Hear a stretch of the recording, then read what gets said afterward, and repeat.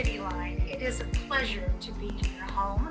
We are zooming from my kitchen as usual, and we have a great hour ahead of us.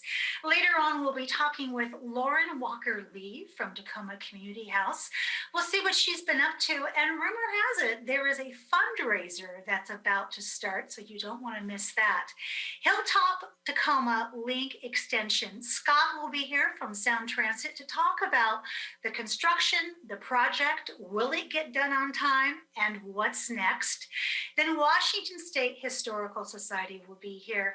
My dear friend Mary Michael Stump will be here to talk about the reopening of the museum and some beautiful exhibits they have been working on while we've been sheltering in place.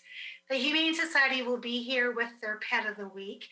And with me right now, I have an individual who is here from the Museum of Glass. I'm talking about Katie Buckingham. Hello, Katie. Hi, Amanda. Thanks so much for having us. This is so exciting. It's great to have you. Tell our viewers at home what you're sitting in front of right now. I have the pleasure of being in the building, which is remarkable in itself. And I'm sitting in front of our hot shop cone as we prepare to reopen the museum this week.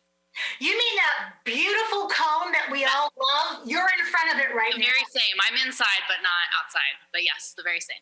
How does it feel to be back in the building? It's a little surreal. I mean, we first closed to the public the third week of March last year. And we were back for a blip in October and November, but you know, the sun is shining and we're feeling really optimistic and grateful to be reopening this weekend. Oh, boy, you said it so perfectly there. Optimistic and grateful. Katie, before we talk about what the museum is doing, when it will reopen, programming, would you share with our guests your history and how you came to be the curator at the Tacoma Museum of Glass? I think I just rounded my 9th year here at the museum. And I like to tell people that I keep saying yes to things in meetings. So I've been really fortunate to work with our visiting artist residency program and get to know our artist community and then step into the role of curator throughout my time here. So I've gotten to learn. It's a huge privilege to get to study an art movement as it's happening. And I'm really excited to share that with visitors as they come back to the museum. Katie, you are a organizational dream come true to have an employee that says yes all the time. That's one of the rules of theater improv is you have to say yes to everything. So you'd be great as an improv partner there, Miss Katie. Well, thank you. Katie, tell us, when will the museum reopen? We reopen for members on Friday, April 2nd, and our first day open to the public is Saturday, April 3rd. Wow. Okay, so we're talking, like, depending upon when you're viewing this. Yeah. You're already open. Come on down. Come on down. So when they come on down, what will be on view at the museum? We have 2 really fabulous exhibitions that are opening this weekend. The first, and I'm excited because it sort of fits the whole spectrum of art loving. So the first exhibition is called Renela Art Deco Gems from the Stephen and Rosalind Shulman collection. And if you're familiar with Lalique, it's probably because you have a piece of crystal as a wedding gift or something you've inherited from your grandparents. But it's a really interesting story because his career in glass overlaps with a lot of the major events that happened in the beginning of the 20th century, World War I, the Great Depression, and the exhibition tells the story of his design career and how it intersected with all of those historical moments. And I had a big epiphany about it the other day because a lot of the work was designed right after the 1918 Spanish flu, and I completely understand after a year on Zoom why people wanted to redecorate. Like, I hope let's roaring 20s again. I think I'm ready. I don't know if you're ready, but I'm ready. Oh, I am totally ready. And when you said Lalique, I have to tell you, my mind went back to, gosh, almost 20 years ago when I was in Paris, and the Musée d'Orsay had a Lalique exhibition. Right. At that point, Katie, I had only thought of it kind of in that the way that you said it. Was it a wedding gift? Was it something that your grandmother had on her precious shelves? But when I went and I actually sat and listened to it, I was blown away by this person. It's remarkable, and the collection comes to us from two collectors that live here in the Pacific Northwest, Stephen and Rosalind Shulman, and they spent almost 40 years of their marriage traveling the world and acquiring all of these amazing pieces, and some of them only exist in one or two other museum collections that we know of. So it's a really incredible group of artwork that we get to share with visitors. That is a gift that you're touching. You're looking at history. And then on the other end of the spectrum, our second exhibition is called Counterparts, Glass and Art Elements. So there's been a lot of conversation in the last 20 years of glass history about, is it a decorative art medium like Lalique, or is it art with a capital A? And this exhibition is our answer, which is yes, it's art with a capital A. So the exhibition focuses on the 7 elements of art: line, color, value, shape, texture. And it takes glass from our collection and compares it to works from other regional museum collections: photography, sculpture, painting. And the hope is that by combining glass with other pieces of art, it all becomes the same conversation. So it's not just the front of your iPhone screen or, you know, the glass that you inherited from your grandma, but it is a full-fledged art medium that can share all of these wonderful ideas.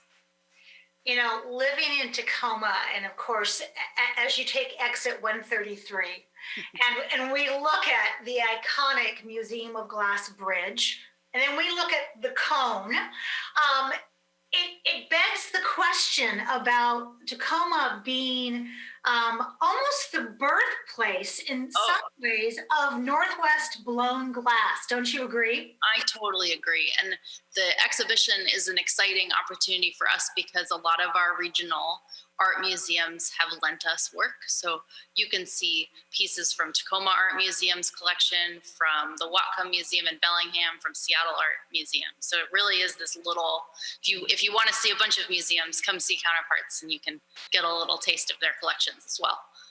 Okay, so now you've opened up a door, and I'm going to ask you a question that we haven't talked about, but I can tell you can answer it. Katie, have you watched Blown Away? Oh, of course I watched Blown Away. Have you watched Blown Away?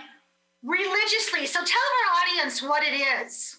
If you have a Netflix account, log on and search Blown Away. It is a reality glass blowing competition.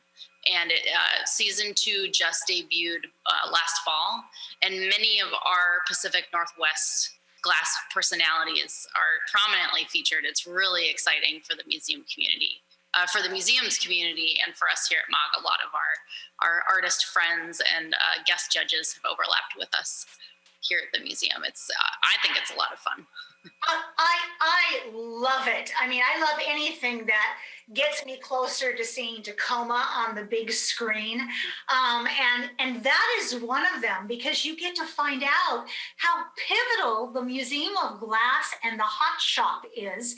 And also you get to see the connection to Hilltop artists and how it gets funneled in. It is a beautiful tapestry. It's an amazing, what I take for granted here is that there's the level of professionalism in our own hot shop, but Blown Away really does an amazing job at showing how collaborative the medium has to be. It is a competition, but it also goes to show, you know, that collaborative atmosphere that's a real keystone of how we make glass here in the Northwest. You know, I think if anybody comes and sits in the hot shop and watches the residents, the first thing you think is, oh my God, this is so dangerous. It is. but then when you continue to watch and you see the choreographed teamwork and how they move as one, it is beyond impressive, Katie. So it's like a ballet. and our team in particular have worked together for so many years that I've watched them make entire pieces without necessarily even talking to each other. It's very much a dance.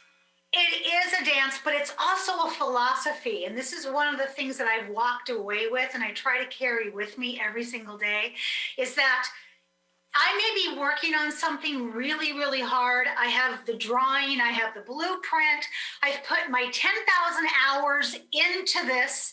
And then just as I pull it out, it crashes to the ground. And I have to look at that and go, okay, we're going to start again and have that same kind of resilience and passion. And that's what happens in glass blowing. That is really well said. That is exactly what happens.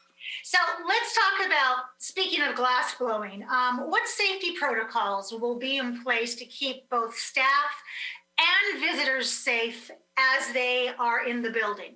We have been really fortunate. The Department of Health in Washington State has provided us with a really clear set of guidelines that we're adhering to at the museum. So we are requiring visitors and staff to wear masks when they're on site and observe the 6 feet of physical distance. We're also keeping up to date with the capacity limit that is in phase 3 currently is 50%. So we're observing all of those rules and staying updated as they might change in the future. I can't emphasize enough, it couldn't be more safe to come here. We're really excited to have you back. Oh, I think just the look on your face tells me how happy you are to be back in that building. Last question for you. The residency program, Museum of Glass is known for this. I mean, this is a very competitive program. It gives you a chance to see some of the up and coming superstars of glass blowing. How has that been affected by COVID and when will it start again? Well, as you can imagine, it's not a very socially distanced activity. Yeah. So it's had a huge impact on the community, and the amount that artists are willing to travel to work here has impacted our residency program. So we're excited to bring back. The Hot Shop is working while we're open Friday, Saturday, Sunday, and we'll be making our kids design glass pieces each month and doing demonstrations and making exciting things for our museum store. And we're really hoping that the residency program will return this summer, but we're trying to leave it open-ended and hope that the COVID landscape continues to bring us good news. But hopefully stay tuned to our website and hopefully we'll be able to reinvigorate our residency program soon. I love that. And I have to say, your gift shop is my favorite. It is unbelievable because every time I walk in there, I buy something I didn't expect and something I really, really want. So excellent job on the gift shop. Well, it's also open 10 to 5 Friday, Saturday, and Sunday. Katie, thank you so much for being here. Thank you. We always appreciate getting to come and talk, and I hope you guys have a wonderful weekend and we see you soon. You absolutely will see us soon. And please stay safe, you and all of your team, all right? Thank you.